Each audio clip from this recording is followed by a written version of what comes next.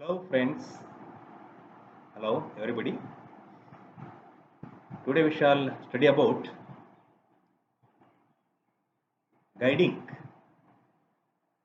the socio-emotional development of the children. In that, let us take coping with socio-emotional problems. What is the role of the teacher and how he or she should strive hard? Let us study today.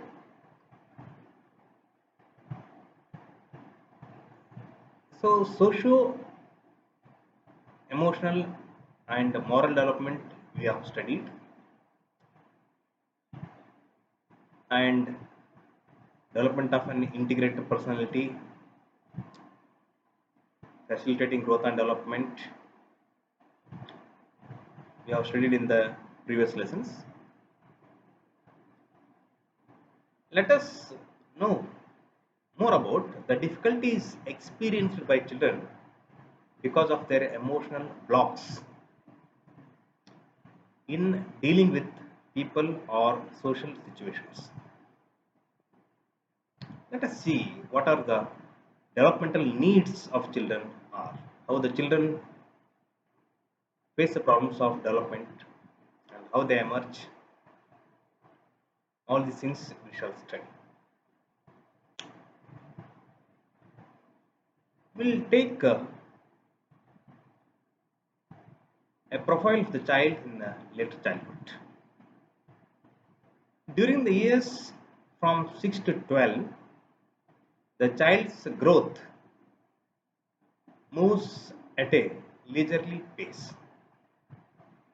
The growth in the preschool period is rapid, and the onset of adolescence would also trigger of a growth spurt. A number of studies show that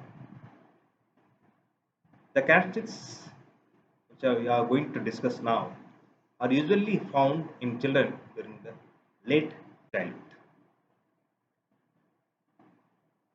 Number one, at this age, the children become less dependent on adults and develop friendship with peers. They are very active physically and enjoy playing pranks, some of which become the cause of punishment to them. An important characteristic of this age is same sex identification. Sharp sex differentiation emerges particularly after 8 years. Girls choose to be exclusively with girls and boys with boys. If someone puts a question like, who is the most troublesome person in your class? Girls invariably write the same of a boy and vice versa. Similarly, the characteristics attributed to boys and girls will be different. By and large, girls develop at a faster pace than boys at age. The skills children pursue also differ with sex. Socio-cultural factors are responsible for most of these differences. However, children at this age show interest in the activities expected of them as girls or boys. This sensitivity to their sex role increases. Generally, these children seek facts and knowledge about the physical and social world. They seek information about people and events from the large environment. Curiosity about sex is common. Children of this age are interested in mechanics, invention, science, life and activities of communities around the world. Life and nature, etc. Children of this age normally distinguish work and play.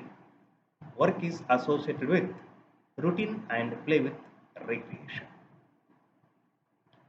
Fourth point, the activities and interests of this age group are closely linked with the objectives of broader socialization and socio-emotional development. They can learn the motor skills involved in different occupations. They feel happy with this and they can also help elders in carrying out certain routine activities.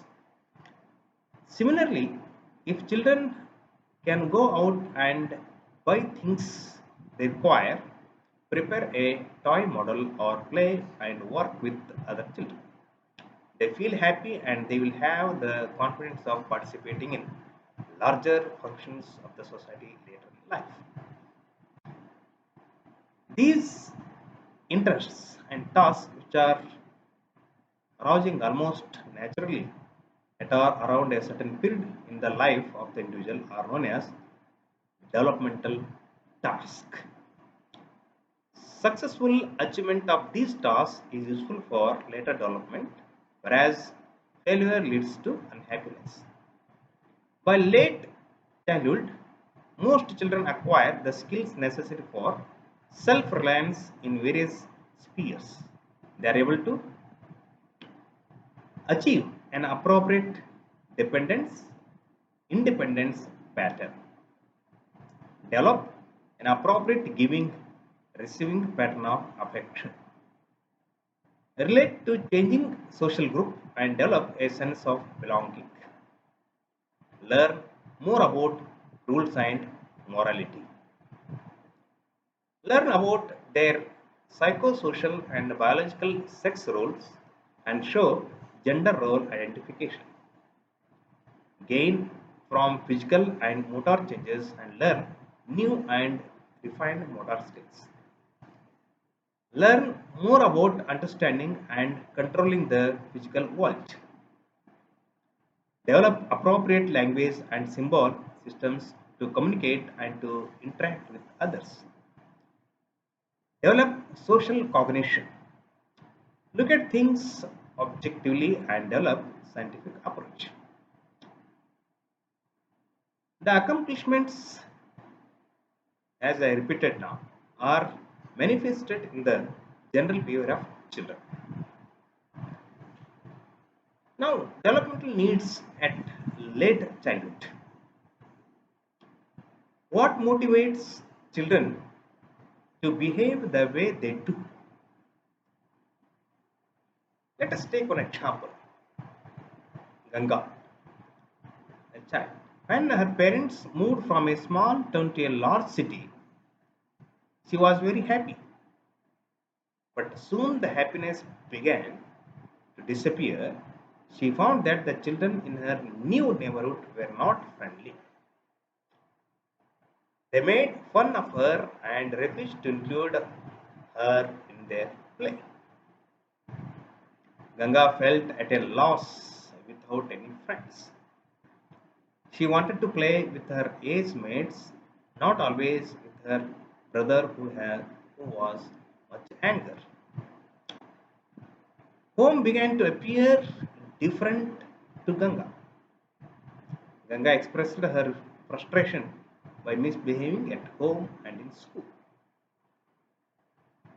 Well, coming back to Ganga, she had some difficulty in making friends.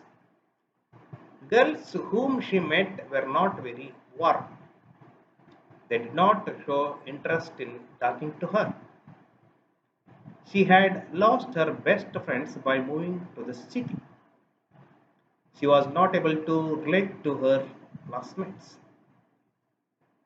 Her demanding approach was a handicap. Addition to this was the initial bias of rural urban differences. Girls in her class were not attracted towards those from a different background. Socio-cultural differences and biases of various kinds acting as sources of stress to aggravate a problem have also been discussing and will discuss in the later stages.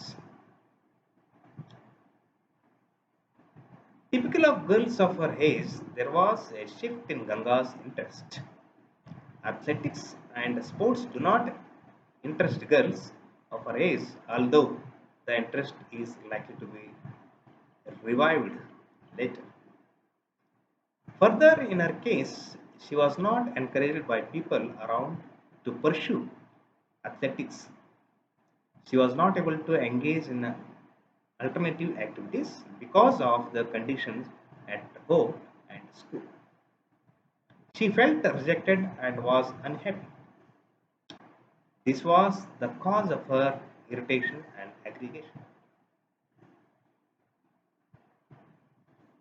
Well, later on, let us see the traits the Ganga has experienced and which made her aggressive. A basic component is the threat to Ganga's immediate need for acceptance, recognition, belonging, affection, security, and control.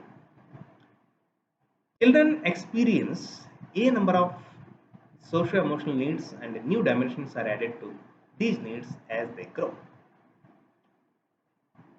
In late childhood, specific stage-related needs arise that must be attended to so that children's development is supported.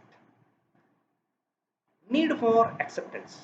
By the beginning of late childhood, that is 7 years, children have a general idea about their own characteristics, weakness, and strengths. They form a view about themselves based on their interpersonal experiences and perceptions of others' view of them. This is referred to as self-concept. Further, a boy might believe I am good because my father likes me. Another one might think I am no good because nobody wants to be my friend. This evaluative aspect of the self concept is self esteem.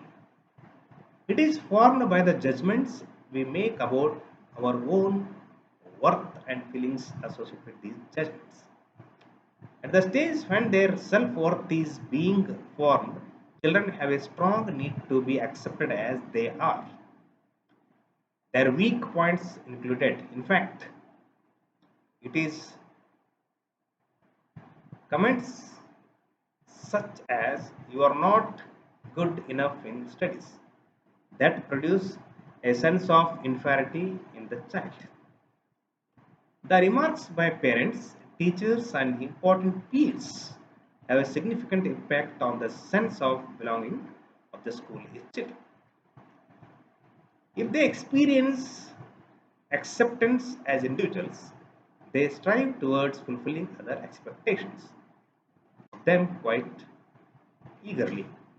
Otherwise, there is a sense of rejection leading to maladjustment and behavior problems. Need for competence and mastery.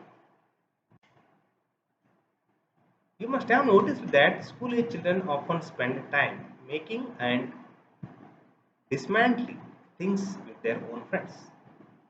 Example, opening up a toy that has a whistle hidden inside it and then trying to screw it back. They derive a sense of achievement by doing things that they could not do earlier. A girl might spend a long time covering her notebook with brown paper, a task earlier done by her father.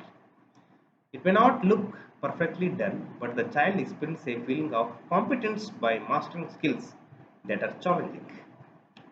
This is an important need of the late childhood stage and requires the parents and teachers' encouragement. Need to relate with peers. A significant change in the children's socio-emotional orientation at this stage is in relation to peers. The child is no more content being with parents and siblings. Spending time with friends, playing and fighting with them is an emerging need. Peers provide a mirror to the child because they judge him honestly, as he may be referred to as fatty, brainy, sissy, or skinny. Popularly and acceptance among peers are sought by children, and not being able to gain these traits is often linked with the negative characteristics that the children may try and tame in themselves. Dependence versus independence. A conflict between dependency needs and a need for autonomy is experienced during late childhood. When initial efforts of children do control their own body responses, like the bowel control, are met with parental disapproval, it can cause a sense of shame. These parental prohibitions are internalized as children identify with adults and the parents' messages begin to control them as they grow up. Another source of self direction emerges when parents expect the children to take responsibility for their own behavior. In the earlier stages, behavior of children has been directed by external control. They often say, Mummy asked me to do this, teacher told me so, and the like. Then they hear parents saying, don't you have common sense? Why did you copy him? Can't you do it on your own? And so on. With these, children feel that they ought to be different and independent. They begin to give importance to their own opinion and to that of their peers, which may clash with parental views.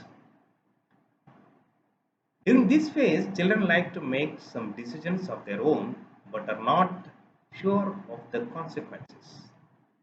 They wish to belong to their peer group but cannot move away from their parents. Reciprocal needs. What are the reciprocal needs? Children, being children, are always at the receiving end. They receive affection as well as reprimand. The earlier unconditional love turns out to be conditional and will be shown only when they show desired behavior expected of them. Affection is now shown by parents only when he or she learns to get it through his or her behavior, like being quiet, making requests, being obedient, etc. Slowly, children learn to reciprocate affection and are able to give affection to friends, siblings, and pets. A need to give or receive affection emerges, and children learn the means of meeting their needs, as a result of which friendship bonds emerge. All the social interactions are now motivated by the reciprocal needs of affection, affiliation, and control. Social conformity. With expanding social relationships, the school age children begin to differentiate between different social groups whose norms they have to conform to. They relate with the home, neighborhood, classroom, peers, and others, taking on different roles such as that of a son or daughter, playmate, friend, and a student. Children who have a positive sense of self worth neither lose their individuality in conforming to the various roles and do they remain rigid in sticking to their own style. They learn to conform to the expectations of different rules as they grow. Now, socio-cultural factors in problems of children. Certain social and cultural practices in our society fail to take care of the general characteristics and needs of children and create problems of adjustments for them. Let us see. First one, encouragement of dependency. Sometimes there is a tendency among parents to do everything for their children even after they are old enough to take responsibility. Many of them tend to be overprotective in their attempt to show concern. They restrict the activities of children and impose authority even it is not necessary. Children are not allowed to explore their environment. This is more so when parents have one or two children. Prolonged study hours or monotonous indoor play fail to gratify the growing need of the child for vigorous physical activity and interaction with the physical world. Parent as models. Children identify with parents. Identification is a process in which a child feels one with another person and internalizes the thoughts, beliefs, and action of the other person. In that sense, parents act as models that demonstrate behavior patterns which children like to follow. Socialization is facilitated with adult role models, and children imitate models in their immediate environment. If identification is with a parent who is an appropriate model, the child may develop undesirable behaviors. Integrity in adults. In late childhood, children are sensitive to the thoughts and actions of others. If they come across a discrepancy in what the adults at home and school do and what they preach, children become confused. The uncertainties that then arise may lead to different kinds of behavior problems, some of which will be dealt and we will discuss in the following manner. Communication of adult anxieties. When parents, teachers, and other significant adults experience tensions at various levels, they communicate these to children in different forms. Change of school or teachers and other unexpected life events are likely to affect the mental health of children. Social class.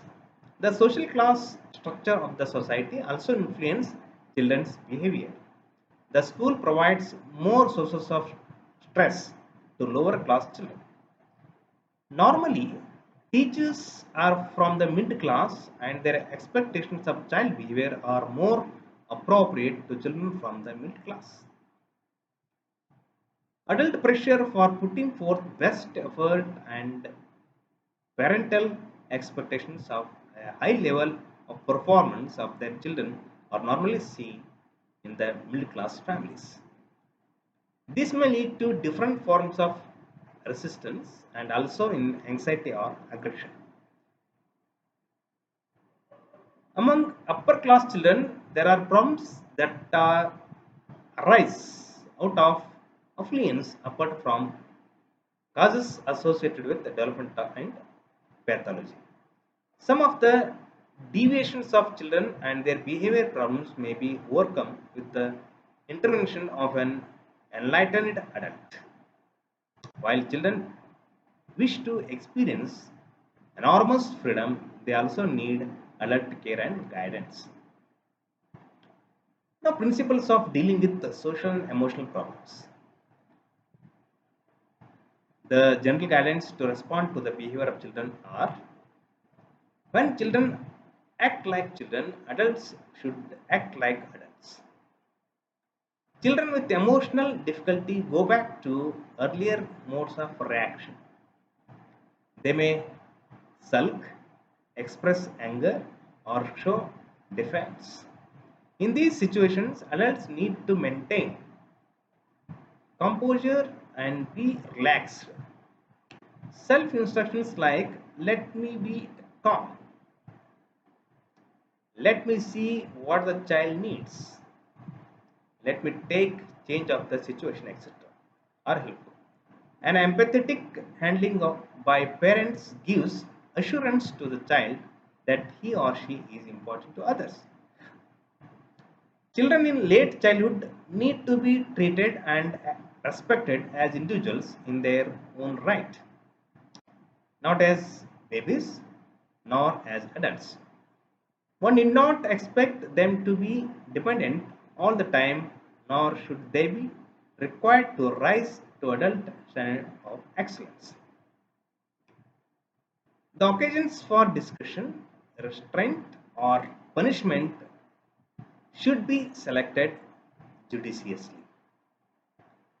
Adults need to take time and trouble to provide opportunity for natural outlets in activity, preferably in group activity.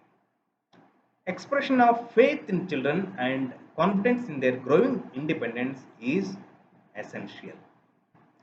Act fairly and consistently without betraying lack of faith and emotional instability. Children who do not cause trouble also need adult attention so that general behavior is rewarded. Generalization and comparisons are not needed. On the contrary, they should be avoided. Recognize that peer associations are important for the child. Keep in view the growing needs and the changing characteristics of the child and provide opportunities for their expressions. Now, let us see emotional problems, how they can withdraw, how the children's involved in that. Now, let us understand children's symptoms. What are the children's symptoms with a case study? Let us take a case study in that the case of Gita. Gita is a 7-year-old girl studying in second standard. Just before going to school, she frequently complains of headache. If she is allowed to stay at home, her headache disappears within a short time. Gita's mother became worried about her daughter's behavior and paid a visit to the school to find out the matter. There she found that Geeta had problems in learning arithmetic and she was often punished by a particular teacher. Whatever complaint a child makes, it indicates that there is a problem in the child's life which warrants attention. The symptoms are manifested in different ways by different children. Some children, when faced with the stress, become anxious, withdrawn, fearful, cry easily, and develop physical problems like stomach pain and headache. When they manifest such problems and internalize the symptoms, these are known as emotional disorders. The children may act out their problem by being aggressive, fighting, stealing, and telling lies. These are known as conduct disorders. The core of all problems, whether it is conduct problems, physical constraints, or emotional disturbances, lies in the fact that the child is disturbed and cannot cope with the problems that bother him or her. Causes of childhood disturbances. The child may be disturbed due to reasons that lie within the child, in the family, school, or neighborhood. Let us take one example. Suma, from a very younger age, is timid and gets anxious easily. She is very sensitive and gets upset over travel regions. Means trivial regions. Once she is upset, it takes a long time for her to become normal again. She is by temperament a difficult child to deal with. In such cases, the problem lies within the child.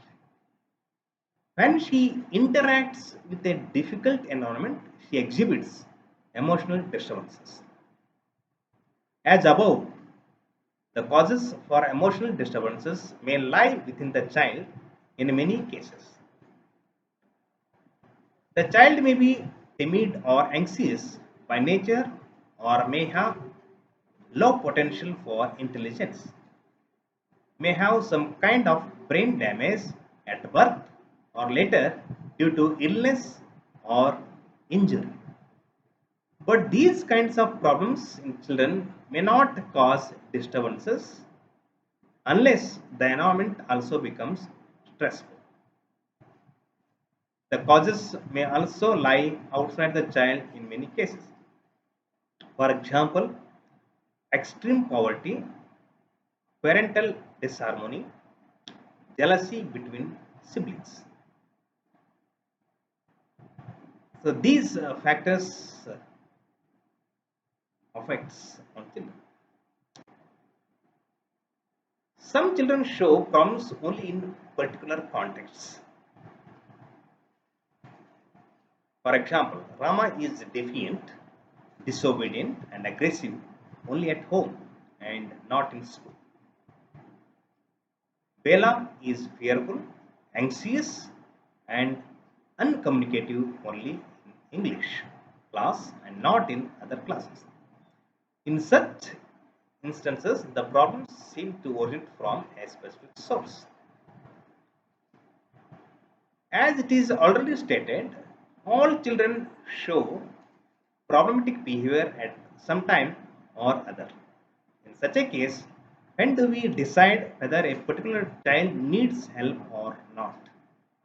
We can compare this problematic behavior of children to common fever. If the child has slight fever for a few hours, we usually don't worry about it. When the fever continues for many days or the temperature is very high, then a doctor is consulted.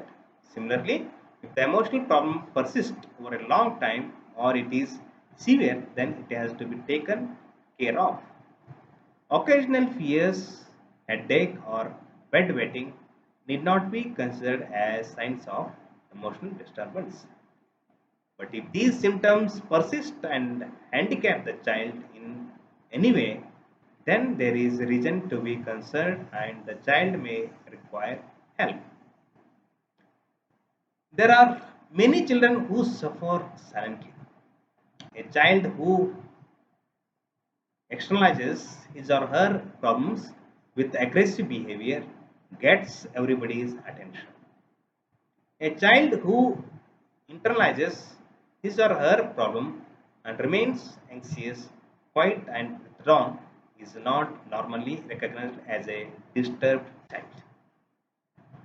Particularly in schools, if a child is very quiet and obedient, the teachers tend to ignore her. She is not seen as a problem child. As no one pays attention to this child, she suffers quietly and does not get any help from anyone. So it is important that as a teacher or parent, we should learn to detect signs of emotional problems in children, particularly in the classroom setup, and also help them in whatever way possible. So all these problems can classified into two groups: disorder of emotion and disorders of conduct. A quiet and withdrawn child. For example, Rubina Rubina is a 6-year-old girl. She is very quiet and withdrawn in the class. She does not answer questions or play with other children. At home, she is very strict. Parents who always tell her to study and do well. They also compare her constantly to her brother who is friendly and bright. Rubina's class teacher took interest in her. She talked more often to her after the class hours. She advised other children not to tease Rubina but to include her in their games. She encouraged her to take active part in the class activities and praised her whenever she did well. The teacher also found that Rubina also appreciated by her classmates for her drawings. The teacher also advised the parents not to compare her with her brother and to appreciate Rubina whenever she did good things. Within the next 6 months, there was a dramatic change in her behavior. School refusal. Some children who are emotionally dependent on their mothers often have difficulty in adjusting to the school setup. They are fearful, anxious, and they cry a lot in the first few days at school. Normally, in course of time, they get used to it. In case crying persists for a period of time, it has to be handled tactfully by the teacher. Let us take the case of Judge, sorry, the case of Jude, not Judge, Jude. Jude is a 5-year-old boy who does not want to go to school. Every day he cries before going to school. The mother has a tough time taking the child to school. The class teacher helped Jude in the following way. The teacher allowed the mother to bring the child to the class and stay near the classroom. The child was encouraged to play with other children while the mother was present in the classroom. Gradually, the child started feeling at home in the classroom with the other children. The mother then moved away from the classroom and stayed in a place where the child could see the mother. Slowly, the mother reduced the time of her stay in the school. Then the mother accompanied the child only up to the gate. Finally, Jude could go to school along with other children without his mother. All these months, the teacher was extremely good to the child and encouraged him to mix and play with other children. Now, Jude has also made a few friends in the class and enjoys playing with them.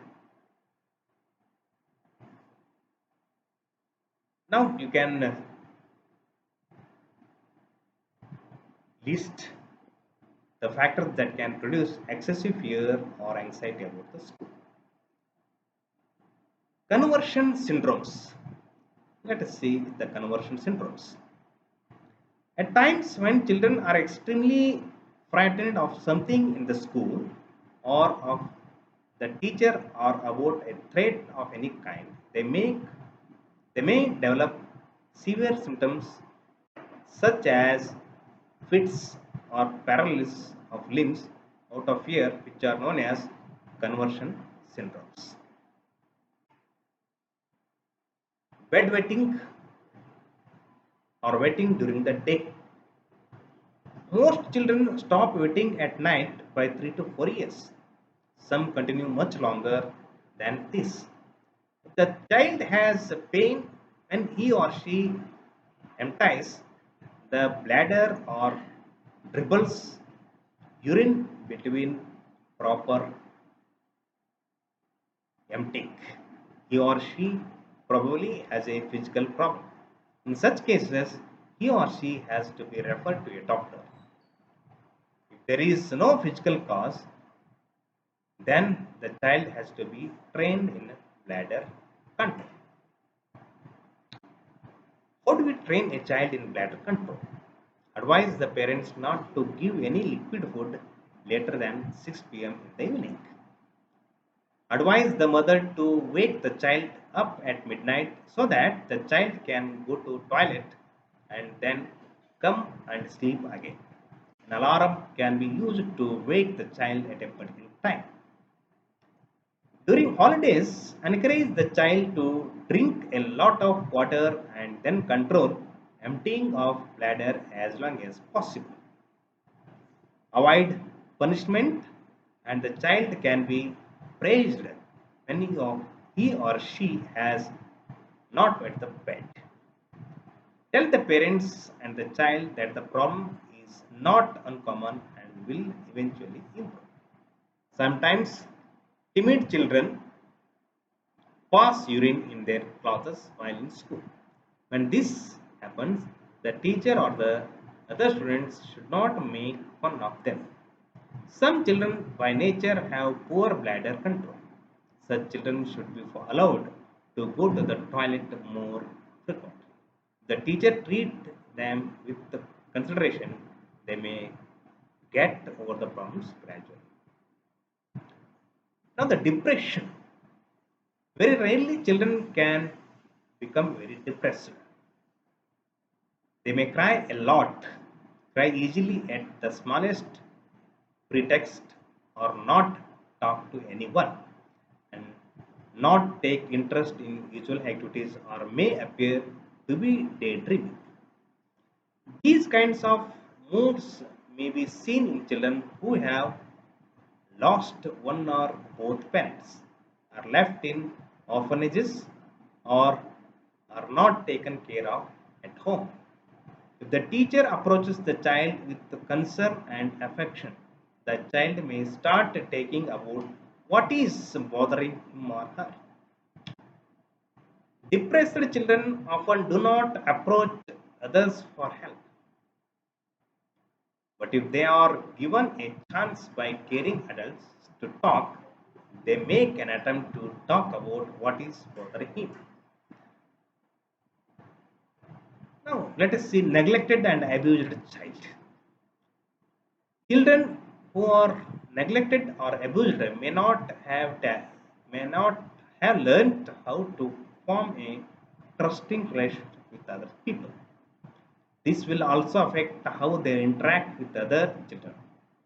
They may find it difficult to learn. They will probably not be able to attend school regularly. They normally appear dirty, look miserable, malnourished, and may have unexplained injuries. The neighbors might also report that the child is ill treated. Neglected children are likely to be encountered in rural schools and in urban slum schools. Now, emotional problems associated with physical illness. Some illness, though physical, have a very strong relationship to emotional problems. For example, an attack of asthma may start when the child is emotionally disturbed or anxious about something, such as teacher who punishes the child or when a child is being separated from parents. In addition, when the child is unhappy, the illness lasts longer. An emotionally upset child is likely to be more sickly than a happy child. A sick child recovers faster and stays healthy if his or her emotional problems are taken care of. Some children with physical handicaps such as blindness, deafness, or deformed limbs due to polio or such disabilities may be very sensitive and ashamed of their physical handicaps. Often in a classroom, teachers and other children may knowingly or unknowingly hurt them by making fun of them.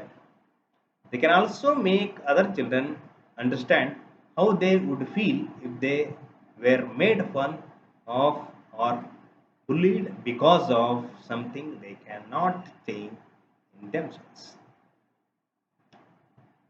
Epilepsy or fits is one illness requires special mention.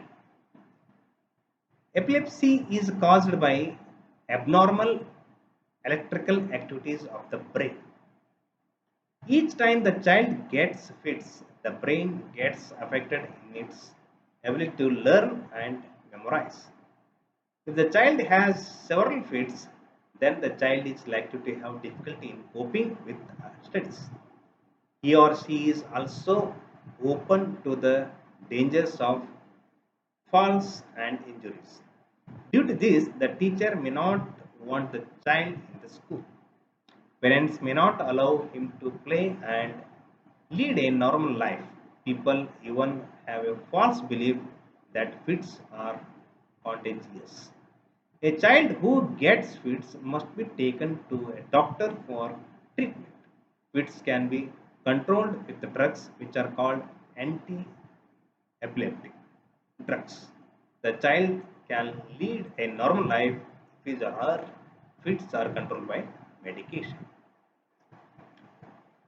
Now, nail biting, thumb sucking, masturbation, and restlessness. In addition to the above problems, there are other problems which tend to disappear as the child grows older. Nail biting and thumb sucking. This is fairly common in young children, but these do not indicate serious disturbance. Children who suck thumb or bite nails often do it when they are bored and have nothing to do or when they are slightly anxious. They find it soothing to suck their thumb or fingers. Under such circumstances, we can divert the attention of the child by making the child to do some interesting activities. And as old practice is to apply bitter solution to the child so that he or she find it unpleasant when he or she puts the thumb in the mouth. In some cases, it has worked, and in many cases, this method was failed. Masturbation. Young children sometimes play with their genitals. This could happen if the child has an infection or the child's genital organs have not been cleaned properly. At times, one child may play with another child's genital just as innocently as the child would indulge in thumb sucking. A teacher can advise the parents to take the child for a medical checkup. Parents need not worry unduly and treat this as a moral problem indicating low morals in the child. It is advisable to divert the attention of the child by offering him or her other kinds of stimulating activities. This problem normally disappears in course of time as the child grows. Restlessness. Many children often are physically more active and restless than others. They do a lot of running around the slow and I mean around and show interest in all new things. This kind of restlessness decreases as the child grows older. It is therefore advisable not to force the child to sit quietly or study for long periods. It is to be remembered that too strict or too lenient handling of the child can produce restlessness. Then, what do you do with a restless child? Make realistic demands on the restless child. Don't expect them to sit for long and study. Encourage any possible talent of the restless child. He or she may be good at playing a game. Encourage him or her to spend some time every day in the game. advise parents not to give in whenever such a child makes unreasonable demands. They should reward him or her for good behavior and ignore the undesirable behaviors. Now let us see emotional problems, anxiety, fear, or phobia. There are problems with anxiety. We will take first anxiety and fear. In understanding anxiety, fears, and phobias, the things which we are going to discuss are of great importance. Danger arouses fear. Perception of specific danger arouses fear. This produces withdrawal or flight reactions. The danger perceived and the degree of fear elicited would vary from individual to individual in different environmental contexts. This perception of danger induced fear in him. The fear was manifested by withdrawing the school. Threat arouses anxiety. Anxiety is closely related to fear. Stress situations often give rise to both fear and anxiety. In general, we may understand fear as directly related to perceived dangers, while the sources of anxiety are perceived vaguely or not at all. Continued irrational fear creates phobia. In phobia, the individual realizes that his or her fear is irrational and unrealistic, but is unable to dispel it. He or she takes elaborate steps to avoid the situation that arouses fear in him or her. Anxiety and behavior. Anxiety elicits both maladaptive and adaptive behavior patterns. So, anxiety also has some adaptive functions. It is necessary for preventive action and preparation to meet various challenging situations in life. As the examinations come closer, many students become anxious, and this anxiety helps in motivating the students to spend extra time in studies. Here, anxiety helps in eliciting adaptive behavior. Anxiety is a normal accompaniment of growth, of change, of experiencing something new and untried,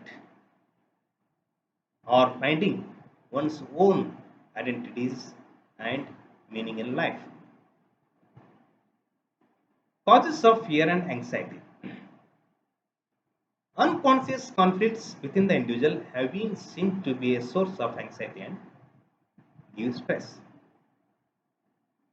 Some other psychologists state that disturbed parent child relationships create feelings of insecurity in children, and then these children become prone to develop anxiety reactions.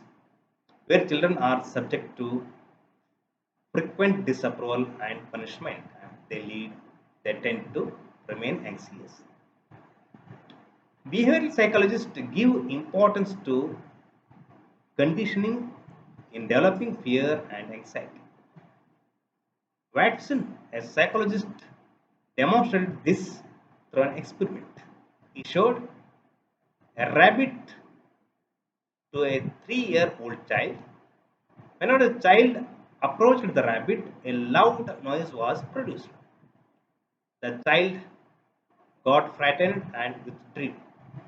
After a few days, at the very sight of the rabbit, the child was frightened and started screaming. In this way, a harmless object, through association with a threatening situation, can elicit fear and anxiety. It is also possible that because of a painful experience, the child becomes fearful and anxious in a similar situation. A child who is severely punished by a teacher may develop fear of all teachers or of school itself. At times, the child develops fear through his or her own interaction with others. The child may hear or read of horror or see his or her sibling become fearful at the sight of a cockroach. Cognitive theorists focus on thinking. According to them, we feel anxious or fearful because we have irrational thinking, which produces fear and anxiety. Now, let us take the very important aspect, that is phobic reactions. A phobic reaction is a persistent fear of some object or situation which presents no actual dangers to the child. A child who has phobia takes elaborate steps to avoid such objects or situations. The following are some of the common types of phobias. Acrophobia, fear of heights. Agoraphobia, fear of open places. Claustrophobia, fear of closed places. Zoophobia, fear of animals. Pyrophobia, fear of fire. School phobia, fear of school. Besides these, there are numerous other phobias. Any object or situation may become the content of phobia due to past experiences. Phobias are extremely disabling. Phobic people recognize that their fear is inappropriate to the situations. When they think of the object or the particular situation, they become anxious. They manifest physiological reactions like excessive perspiration. Perspiration, please keep in mind, excessive perspiration, rapid breathing. I repeat, rapid breathing, tremor, diarrhea, vomiting, tightness in chest, and dizzy spells. Let us see the therapeutic intervention. When a child with the disturbance is to be treated, it is most vital to ensure that the child and the family are taken into complete confidence before the therapy begins. The child must not be made to feel like a patient or as someone who is guilty of having an unusual condition. While different therapists may have different kinds of training and hence somewhat different approaches, the goal is essentially to help the child overcome the disturbed state. There are different techniques or forms of therapy. Behavioral therapy, let us see. Relaxation procedures. These procedures are adopted to reduce tension and stress from the baby and mind. Here we can use play as a method of relaxation with children. Make the children run, dance, act in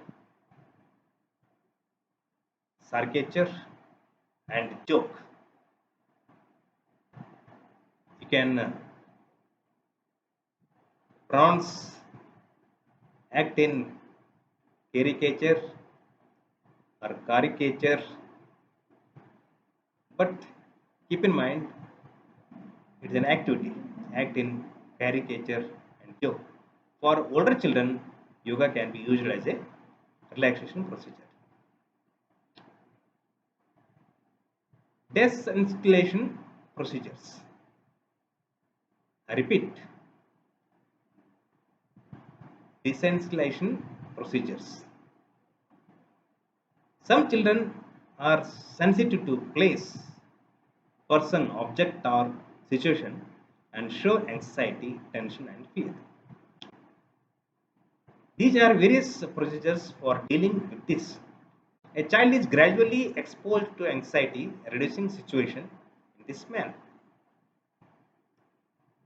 In Desensitization, I repeat, because somebody will pronounce it in a different manner.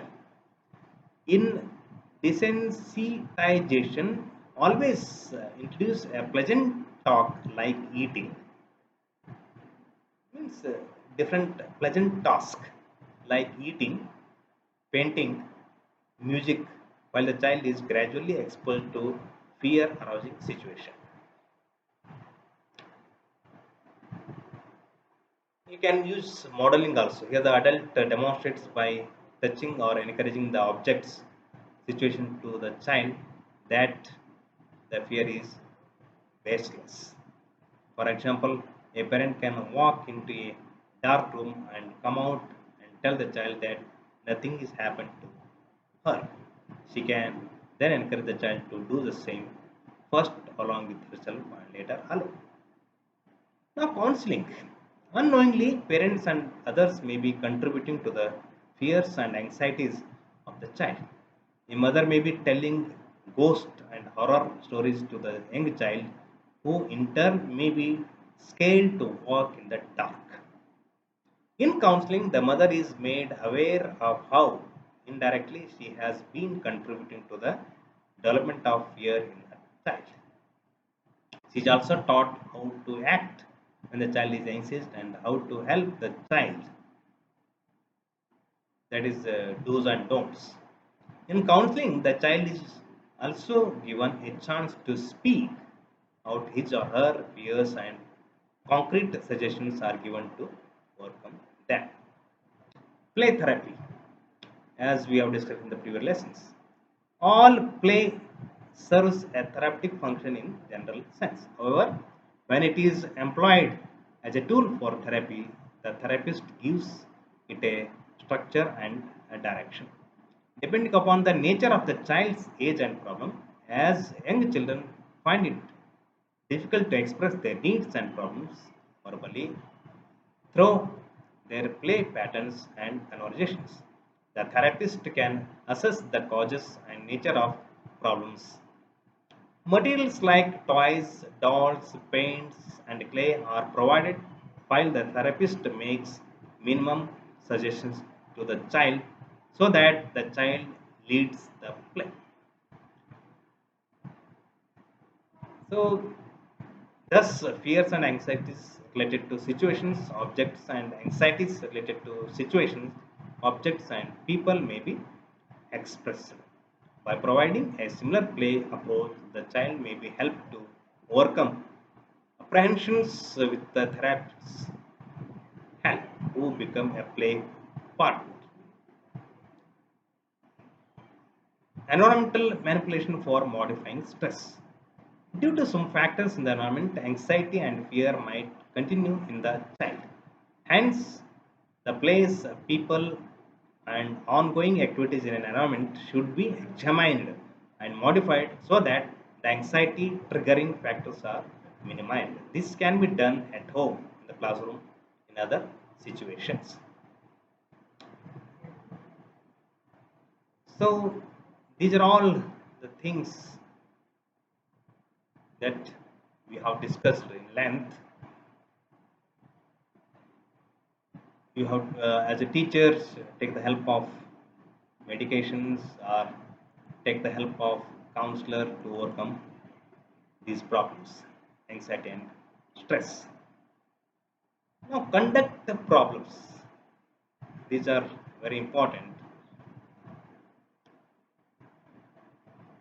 We come across children who believe in peculiar ways. They beat and bully others, hurt themselves and also others, lie down on the floor and scream, stay away from school as well as home without informing anyone, sometimes even tell lies and steal things and so on. Of course, in most cases, all these socially undesired behaviors wear off as children grow up. Like many other problems, these can also be difficulties of a passing phase of development.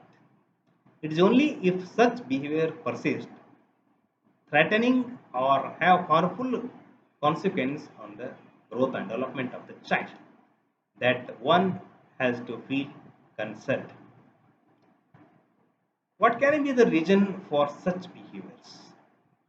Can we help such children avoid such unacceptable behavior and help them channelize their energy in a more constructive way? What would that mean for parents and teachers? Let us discuss. Aggression. Let us first try to understand the term aggression. The meaning of the term aggression has been interpreted in many ways. Aggression is considered as a typical adjustment mechanism used as an attempt to hurt or destroy the source of frustration. To understand aggression, one has to consider the apparent intention or motive of the child acting aggressively.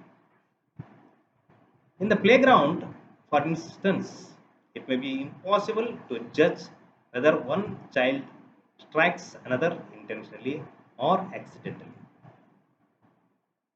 One even has to find out whether the aggression is a situational or general.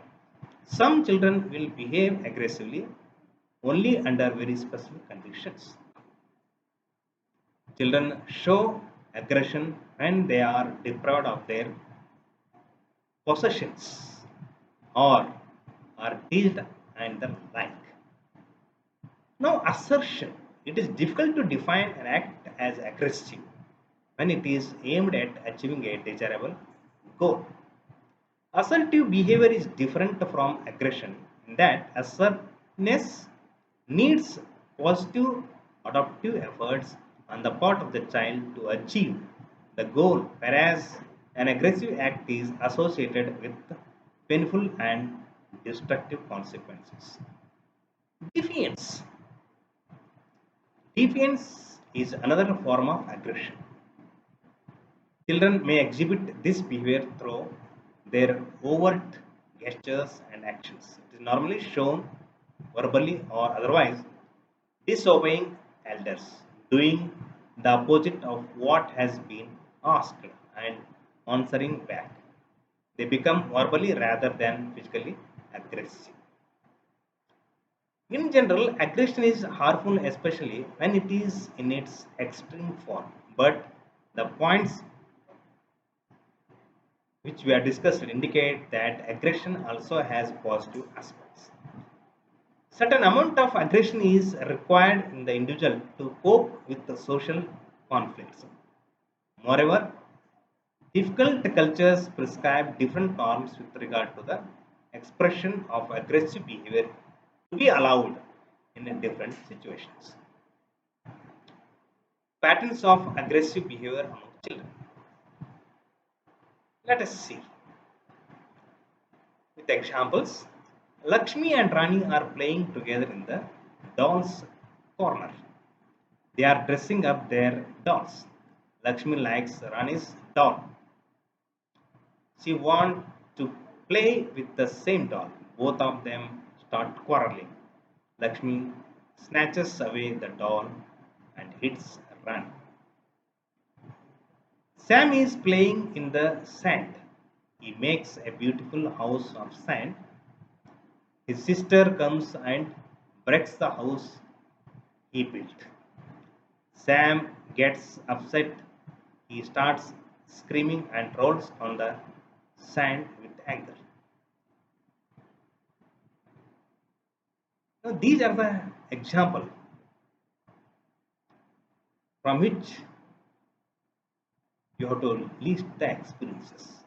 We can identify the patterns of aggressive behavior among children.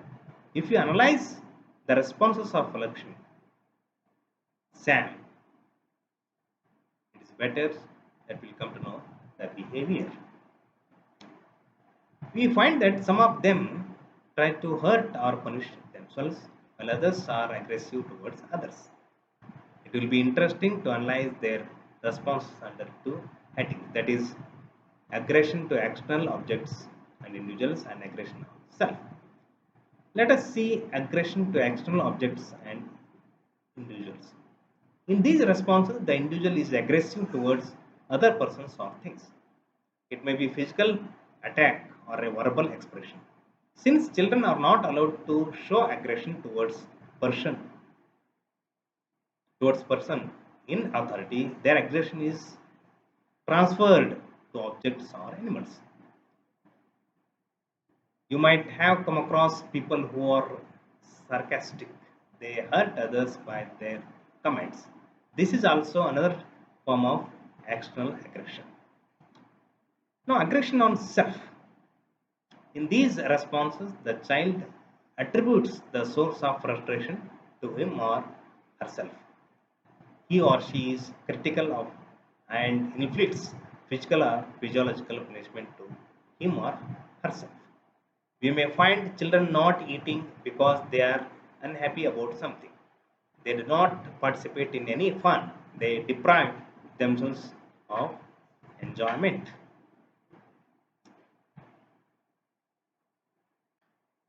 So,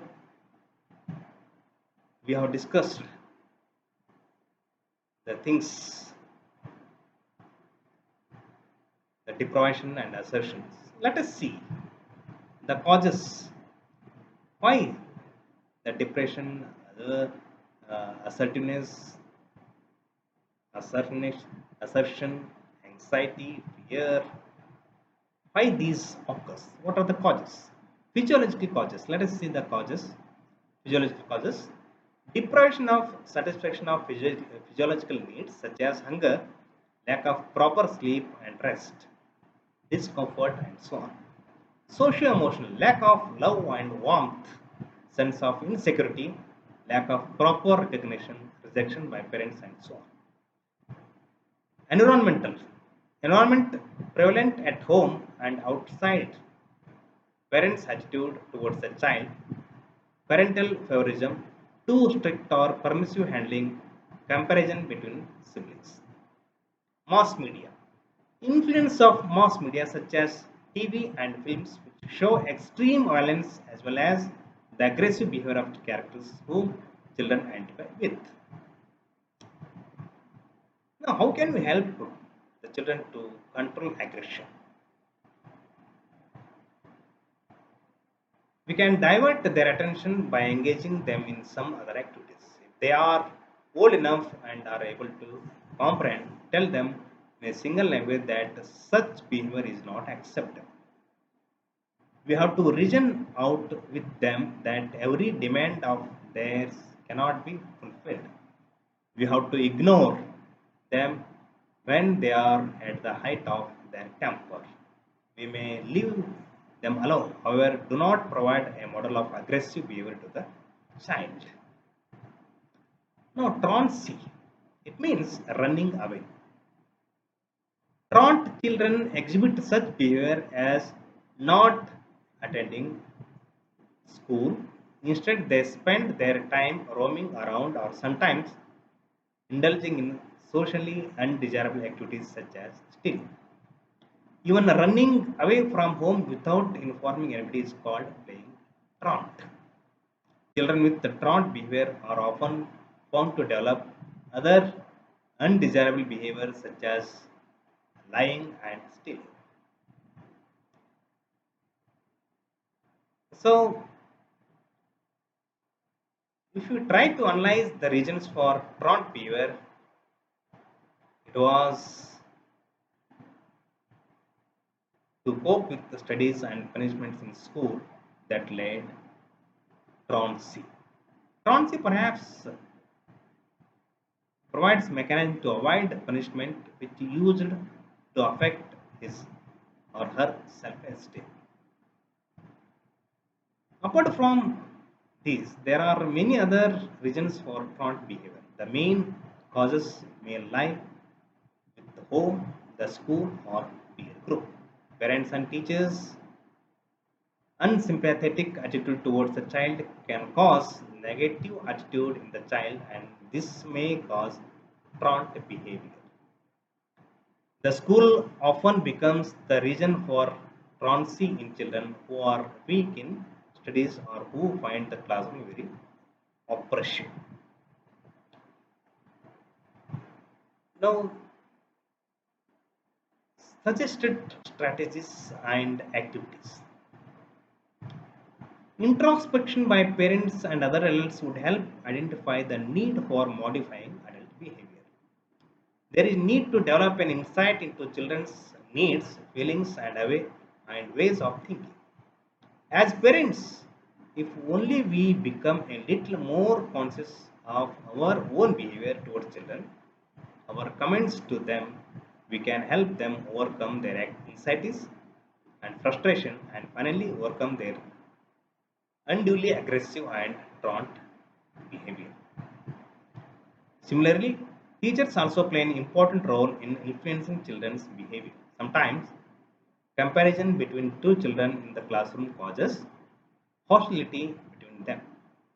Although we talk about all-round development of children that includes physical, social, emotional, and cognitive dimensions, we as teachers and parents consciously or unconsciously emphasize the cognitive aspects more than the other aspects of development.